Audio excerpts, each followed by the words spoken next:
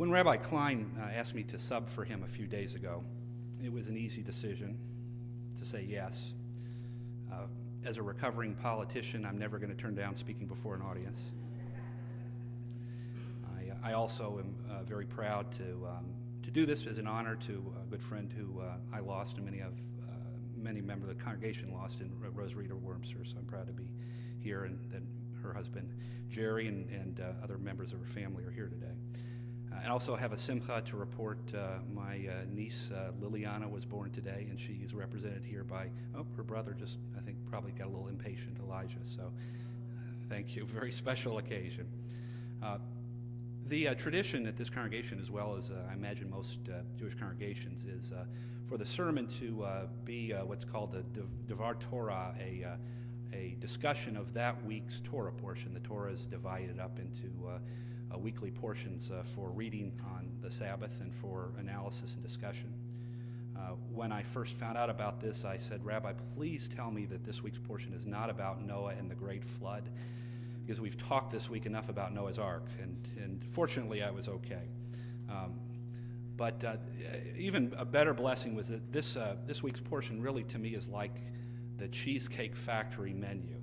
I don't know how many of you have been to the Cheesecake Factory, but they give you this really huge menu, and it is chock filled of incredible salad options and pastas and dinners and every different variety. And so you get there and you can't figure out which thing you want to order. And when they bring you the portion, it's huge and just really scrumptious. And that's the way I feel about the Torah portion, because it's got so many great stories, and it was hard to choose which of these juicy morsels I was going to talk about. This is the Torah portion that includes the story that many of you remember about Pharaoh's dreams, the 7 thin cows eating the 7 fat cows, which Joseph predicted would mean 7 years of famine following 7 years of bounty. It's also the story of Joseph's rise to power in ancient Egypt, and it was hard for me to resist to talk about a Jewish guy who rose to government power in a Gentile state, so I could have had a lot of fun with that. Instead, I chose a story that I think is very fitting for this holiday of Hanukkah, and that is the end of the portion, where the famine has hit Egypt. It's hit the land of Canaan, and Joseph's brothers and his father are starving to death and are unable to find wheat. They hear that there is wheat over in Egypt because there was a smart prime minister over there who had kept it, and they come to find that wheat. They had no idea that Joseph was that prime minister, because the brothers, in their fit of jealousy, had left him in a ditch to die. Ultimately, Joseph fortunately was saved, although he was sold into slavery. But finally, through his relationship to God, he rises to power. So these brothers come before Joseph and plead for his help in feeding their family. Joseph disguises himself. He recognizes his brothers, but he doesn't want the brothers to recognize him.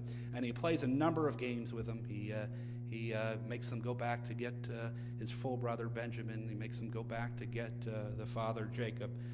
He accuses them of being spies and really plays a lot of mind games with them. But ultimately, he feeds them. He sneaks and gives them money, and the end is a happy story where the whole family is reunited in Egypt. The beginning of the first diaspora, which previewed the story of Moses coming back to the land of Israel. There's a really poignant, couple poignant pieces. This is the first occasion in the Bible, and in fact might be the only occasion in the Hebrew Bible, where a man cries. Joseph cries twice. He cries the first time when he overhears the brothers talking about this is their punishment for leaving their brother for dead. He cries a second time when he meets Benjamin, his full brother. He cried so much, it's kind of an earlier day John Boehner just would cry at a drop of a hat. But it really is it's poignant in that if you put yourself in his position, it's hard to imagine being able to forgive. These are people who, because of their jealousy of his possessions, because of their jealousy of the love that their father had for Joseph, they left him for dead. They virtually tried to kill him. and never really followed up and just assumed that he had passed away. And even in that little spectacle where the brothers are debating whether or not they had done a bad thing or not, there wasn't a real sense of apology for leaving him for dead. It was more, oh, I'm going to pay for this. I'm going to pay for my crime, as opposed to I've done a bad thing and I apologize. There is an important tradition, obviously, in Judaism, as there is of every world religion, to love your neighbor as yourself, treat others as you would want to be treated. This is the core moral principle of every major world religion, and we also have a very important tradition in Judaism of forgiveness. Yom Kippur is a holiday based on atoning for your sins, but a critical element is asking for the forgiveness of others and forgiving others that have done wrong to you.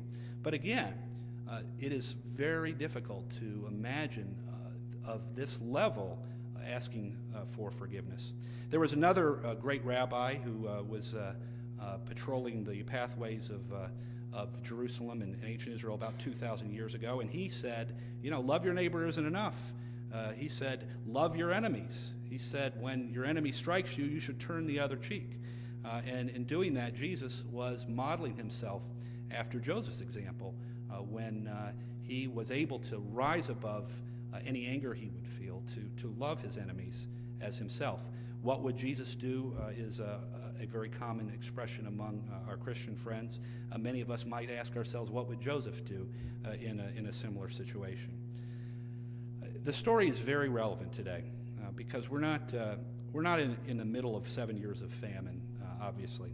The times are not as difficult for us as Jacob and Joseph's brothers felt. But we are certainly in a very difficult economic period. Some are calling this an age of austerity, and there certainly are many families suffering. If you don't know of someone that is close to you that is not suffering, you're likely to encounter somebody in your daily work or here in the congregation or out in the community. There are people who really need the help of others.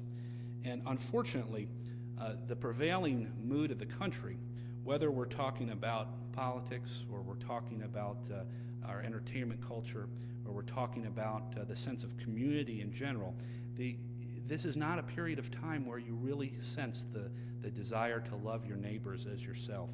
It seems to be the opposite.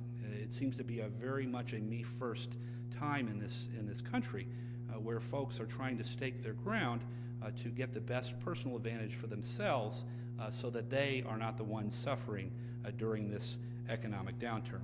This really is approaching a winter of our discontent where there has been tremendous tribalism, tremendous polarization, and certainly on the political level, tremendous partisanship.